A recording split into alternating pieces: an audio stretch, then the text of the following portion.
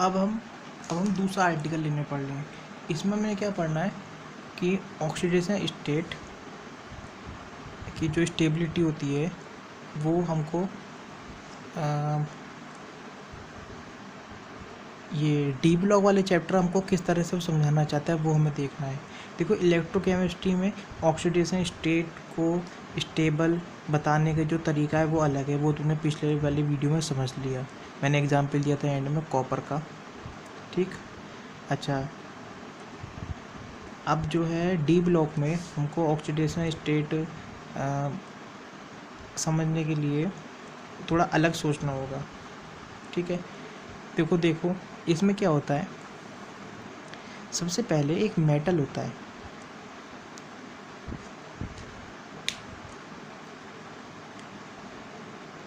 जो एक solid form में एग्जिस्ट करता है।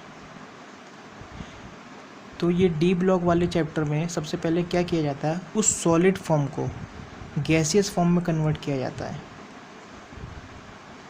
ठीक। फिर इस गैसियस फॉर्म को आयनिक फॉर्म में कन्वर्ट किया जाता है, इलेक्ट्रॉन निकाल करके, यानी आईपी दे करके। फिर इस आयनिक फॉर्म को एक्वस फॉर्म में कन्वर्ट किया जाता है, इसको पानी पिला करके। तब कहीं जा कर के हमारा प्रोसेस पूरा होता है। तो अगर हम समझे, सबसे पहले सॉलिड को गैस में कन्वर्ट किया गया तो हमको सब्लिमेशन एनर्जी देनी होती है। उसके बाद अगर समझे तो एक गैसियस एटम को आयनिंग पे कन्वर्ट करता है, हमें आईपी देनी पड़ती है। फिर हमें उसको पानी पिलाना पड़ता है तो हमको हाइड्रेशन एनर्जी मिलती है। याद रखना, हाइड्रेशन एनर्जी एक्सोथर्मिक होती है और ये दोनों एंडो होती हैं, ठीक है। तो ये पूरा प्रोसेस करने के बाद में हमको एक आयनिक फॉर्म मिलती है जिसकी हम स्टेबिलिटी और अनस्टेबिलिटी की बात करते हैं। तो समझ गए। अब हम देखें तो डी ब्लॉक में जो स्टैंडर्ड रिडक्शन पोटेंशियल निकल कर के आता है, यानी वही ER, वो अल्टीमेटली क्या होता है, इन तीनों का सम होता है।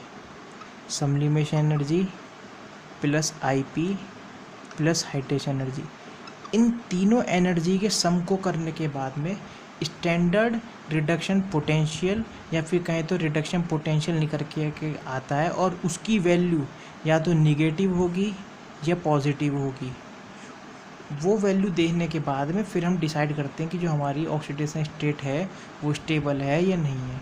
अब हम इसको स्क्रीन में आने दो। ये स्टैंडर्ड रिडक्शन पोटेंशियल, ये इसके बराबर होता है, तीनों एनर्जी के सम के बराबर होता है। इसका जो नेट साइन आता है वो नेट साइन हमको बताता है, हेल्प करता है ये बताने के लिए कि जो हमारी ऑक्सीडेशन स्टेट आई है वो स्टेबल है कि अनस्टेबल है। अब तुम क्या होगा, तीनों को ऐड कर दिया तो सम निगेटिव पॉजिटिव के पॉजिटिव आएगा। तो समझो, ये समझो कि जो SRP होती है वो sublimation energy plus IP plus hydration energy के बराबर होती है। ये दोनों तो पॉजिटिव हैं क्योंकि ये एंडोथर्मिक है, ये हमको देनी है। और ये जो होती है ये एक्सोथर्मिक होती है और ये निगेटिव होती है, ये हमको मिलती है। इन तीनों के सम करने के बाद जो निकल कर आता है उसको SRP बोलते हैं। अब आप एक बात समझो, ये थोड़ा सा इलेक्ट्रोकेमिस्ट्री के थोड़ा सा उल्टा है लेकिन रिजल्ट सबसे सेम आता है। सॉलिड से पहले गैस में कन्वर्ट किया जाता है, गैस से आयनिक फॉर्म में कन्वर्ट किया जाता है और आयनिक फॉर्म से एक्वस फॉर्म में कन्वर्ट किया जाता है। फिर इसकी बात होती है। तो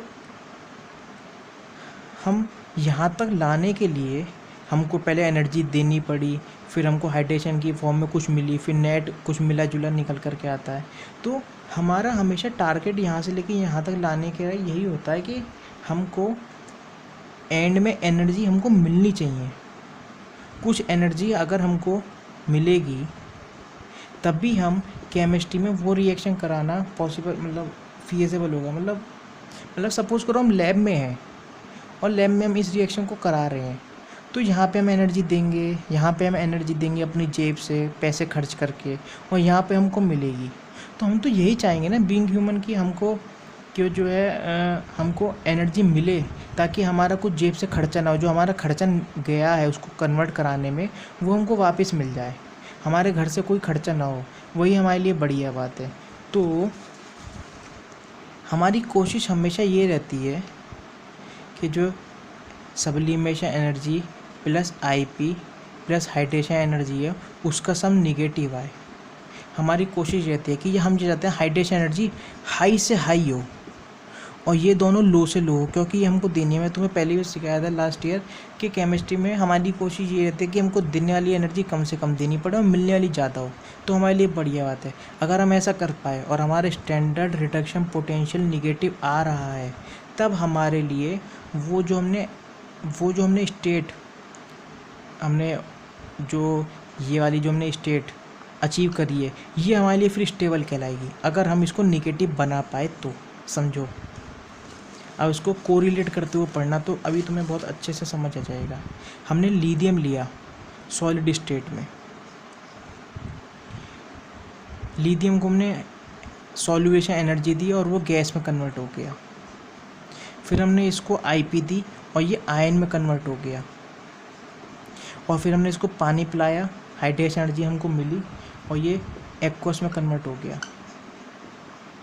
ठीक है, अगर इसका सम करने के बाद में यानी AC plus IP plus hydration energy का सम करने के बाद में निगेटिव आता है, यानी हमको at the end of practical हमको एनर्जी कुछ मिलती है वापस, तो हम कहेंगे मज़ा आ गया, बढ़िया है। और ये जो लिथियम हमारा बना है लिथियम प्लस, ये स्टेबल है, स्टेबल कहलाएगा।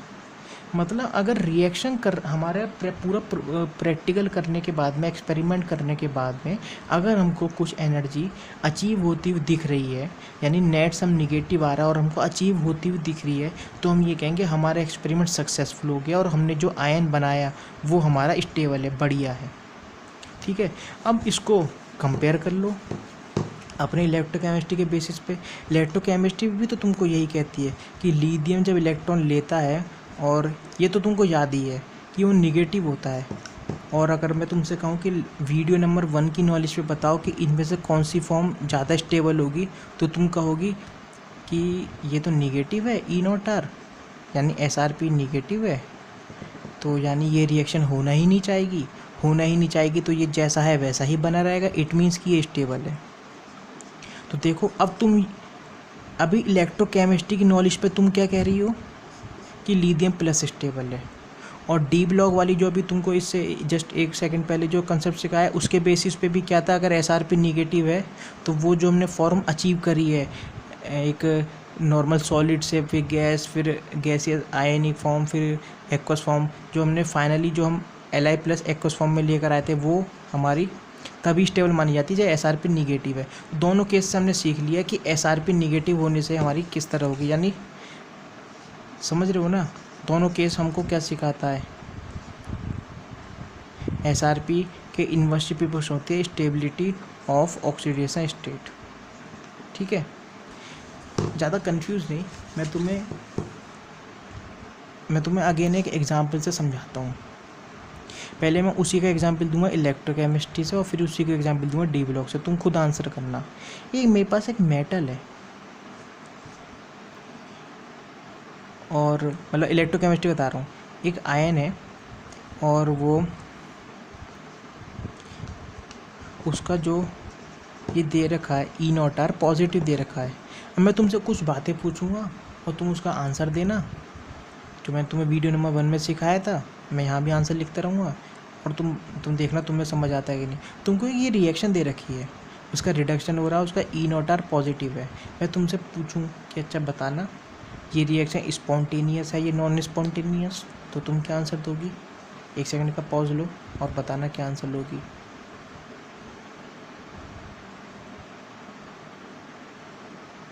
तुम आंसर ये दोगी, ये देखोगी कि ये रिएक्शन जो है इसका ई नॉट आर पॉजिटिव है, यानी ये रिएक्शन होना चाहती है तो भैया स्पॉन्टेनियस हो गई। जिसका ई नॉट आर पॉजिटिव वो होना चाहती है, स्पॉन्टेनियस हो गई। ये तो मैं आंसर समझ गया। अब मैं तुमसे पूछूंगा कि यार ये बताओ, ये वाली फॉर्म ज़्यादा स्टेबल है या ये वाली फॉर्म ज़्यादा स्टेबल है, तो क्या आंसर दोगे तुम? सोचो, पॉज लेते हैं 5 सेकंड का।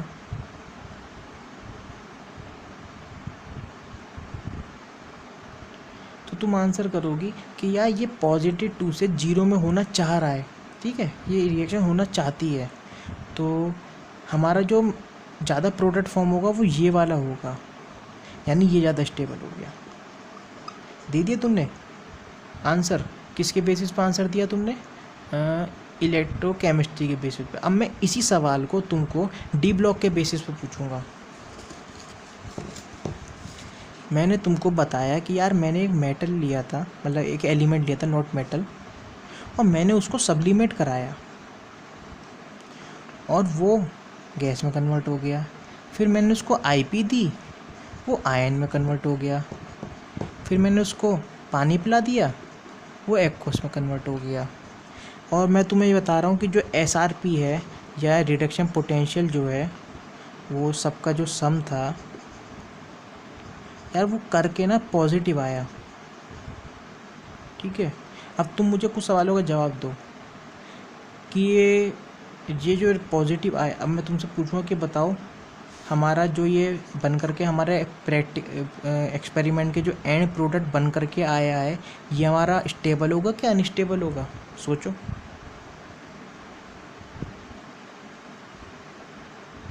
तो तुम क्या आंसर दोगी? तुमने ये सीखा था कि यार हम ये कोशिश करते हैं कि डी ब्लॉक वाले चैप्टर में जब हम कोई एक्सपेरिमेंट करेंगे तो हमको एनर्जी का फ़ायदा मिलना चाहिए at the end of practical, हमें देनी ना पड़े, हमको मिले बल्कि, तो बढ़िया है वो मामला। अगर ऐसा नहीं हो रहा है कि हमको बल्कि हमको देनी पड़ रही है और मिल कुछ नहीं, तो बेकार है। इस रिएक्शन में क्या हो रहा है, हमको अल्टीमेटली देनी पड़ रही है एनर्जी, और हमको एनर्जी अल्टीमेटली देनी पड़ रही है, तो भैया हमारे हिसाब से तो बेकार एक्सपेरिमेंट है। जो हमने फाइनल प्रोडक्ट बनाया है M+2 बेकार है, अनस्टेबल होगा। यानी स्टेबल कौन सा होगा? M। और अभी पीछे वाले में इलेक्ट्रोकेमिस्ट्री से कौन स्टेबल बताया था तुमने? M। तो समझ गए इलेक्ट्रोकेमिस्ट्री से किस तरह से आंसर निकालते हैं और डी ब्लॉक वाले से किस तरह से आंसर निकालते हैं। कंफ्यूज नहीं होना, ये तुम्हें इसलिए सिखाया गया है क्योंकि ये डी ब्लॉक के अंदर समय समय पे सब्लिमेशन एनर्जी, आईपी और हाइड्रेशन एनर्जी का जिक्र है। कई जगह ये बता रखा है कि इन दोनों से ज़्यादा ये होनी चाहिए तभी आपका काम बनेगा, वरना नहीं बनेगा। तो मैं तुम्हें समझा देता हूँ उसका क्या मतलब है। तुमको ये बता दिया गया कि एसआरपी जो फाइनल होती है sublimation energy plus IP plus hydration energy होती है। तो जगह जगह ये दे रखा होगा कि ये दोनों की जो एनर्जी है वो इसके बराबर होनी चाहिए या ज़्यादा कम, वो मैं तुम्हें समझा देता हूँ। भैया ये हमें देने वाली एनर्जी है, देने वाली, चलो इंग्लिश में लिखते हैं। ये गिव है, ये गेट है। तो हमें हमारा जो मोटो है वो क्या है, हमको अल्टीमेटली गेट होना चाहिए, हमारा मोटो ये है। इट मीन्स कि हाइड्रेशन एनर्जी हमेशा इन दोनों को काउंटर करनी चाहिए। Hydration energy should balance the sublimation energy and the IP. यानी अगर ये हमको 100 देनी पड़ रही है और ये हमको 200 देनी पड़ रही है, तो हाइड्रेशन एनर्जी हमको कम से कम -350 तो मिलनी चाहिए, ताकि जो हमारा खर्चा हुआ है वो निकल जाए। हमें अल्टीमेटली गेट होना चाहिए, तब तो हमारे लिए वो रिएक्शन फ़ायदेमंद है। बस समझ गए। अब मैं तुम्हें शॉर्ट में एक छोटा सा वो बनवा देता हूँ, एसआरपी और E0R अगर निगेटिव है, ठीक है, तो जो पॉजिटिव ऑक्सीडेशन स्टेट है वो स्टेबल होगी। अगर ये पॉजिटिव है तो हमारी जो ऑक्सीडेशन स्टेट है पॉजिटिव वाली वो अनस्टेबल हो जाएगी। कंफ्यूज नहीं होना, जो मैंने नोट्स दिए हैं उन नोट्स को पढ़ना और इसको कोरिलेट करना, तो मैं अच्छे से समझ हो जाएगा। ठीक, एक छोटी सी चीज़ और समझा देता हूँ, वो तो खैर तुम्हें पता ही होगा। अगर मैं तुम्हें किसी का दे दिया E0R, एक का -4.2 है और एक का है -6, तो किसका ज़्यादा है? किसका ज़्यादा बताओगे? इसका नहीं बोल देना, ये ज़्यादा है। -4.2 और -6 में कौन बड़ा होता है? -4.2। अगर मैं तुमको बोलने लगूँ 2 और -5 में कौन बड़ा है, तो क्या बताओगे? 2। और एक बात, जब जब तुमको बोला जाए मोर एसआरपी या मोर रिडक्शन पोटेंशियल, तो साफ समझना मोर का मतलब है लेस निगेटिव हो या मोर पॉजिटिव हो, समझ रहे हो। ज़्यादा SRP मतलब कहीं पे अगर -4, -3.2, +6, -4.32, -3.01, अगर मैं तुमसे इनमें पूछ लूँगा सबसे ज़्यादा SRP किसका है, तो तुम क्या बताओगे? सबसे ज़्यादा SRP इसका है। वर्ड मिल गया, मोर SRP ये हो गया। और पता लगाओ मोर SRP क्या होगा, लेस निगेटिव होगा या मोर पॉजिटिव होगा। देखो इनमें सबसे ज़्यादा लेस निगेटिव कौन है, सबसे लेस निगेटिव तो यही है, और मोर पॉजिटिव भी यही है। अगर हम इसको हटा दें सवाल में से, तो अब तुम क्या जवाब दोगे? अब मैं तुमसे पूछूं मोर SRP किसका है, तो तुम बताओगे इसमें सबसे ज़्यादा बड़ा कौन है। इसमें सबसे बड़ा है आपका ये सबसे बड़ा है। मिल गया बट मैच कर क्या। और चेक करो ये लेस निगेटिव होना चाहिए सबसे, हाँ भाई सबसे लेस निगेटिव तो यही है, और मोर पॉजिटिव, हाँ ठीक है। अब मैं इसको भी हटा दूँ, अब मैं तुमसे पूछूँ तो क्या जवाब दोगे? तुमसे पूछूँ इसमें से बताना सबसे ज़्यादा SRP किसका है, तो तुम बताओगे ये है भैया सबसे ज़्यादा SRP। वर्ड मैच कर लो। सबसे ज़्यादा SRP क्या लेस निगेटिव वाले को बोलते हैं? हाँ लेस निगेटिव वाले को ही सबसे ज़्यादा SRP वाला बोला जाता है। ठीक, अब तुमने क्या कर लिया, ऑक्सीडेशन स्टेट को समझ लिया इलेक्ट्रोकेमिस्ट्री से भी और आपका डी ब्लॉक से भी। अब हम यहाँ के बाद में सीधा हम समझेंगे जो स्टेबिलिटी के जो वो है ना +3 से +12 जो ग्राफ हैं उनको समझेंगे। ठीक।